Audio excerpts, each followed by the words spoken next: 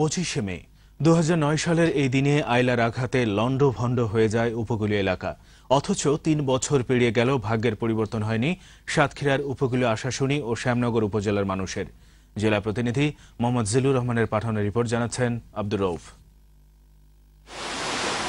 2009 সালের 25শে মে 15 ফুট উচ্চতার জলোচ্ছ্বাসের আঘাতে সুন্দরবন উপকূলীয় সাতক্ষীরার শ্যামনগর, আশাশুনি ও তালা উপজেলার কয়েকটি ইউনিয়নের 73 জন নারী, পুরুষ ও শিশু নিহত হয়।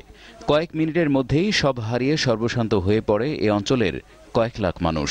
3 বছর পেরিয়ে গেলেও ভাগ্যের তেমন কোনো পরিবর্তন হয়নি এলাকাবাসীর। আইলার পরে যে বেড়িবাঁধগুলো নির্মাণ হয়েছে বা সংস্কার হয়েছে, এগুলো বর্তমান সময়ে খুবই ঝুঁকিপূর্ণ অবস্থায় আছে এবং যে কোনো মুহূর্তে এলাকায় লোনা পানি ঢুকে আবার সেই আইলার সৃষ্টি হতে পারে। আইলায় সব ডুবে গেছে, চারিদিকে নোনা পানি, এখন আমাদের খুব কষ্ট হচ্ছে।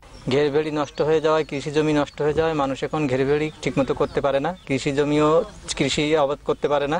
ঘটনার 13 মাস পর 2010 সালের 25শে জুলাই প্রধানমন্ত্রী শেখ হাসিনা শ্যামনগর পরিদর্শনে এসে গৃহ নির্মাণ মঞ্জুরি বাবদ ক্ষতিগ্রস্ত পরিবার প্রতি 20,000 টাকার চেক হস্তান্তর কার্যক্রমের উদ্বোধন করেন।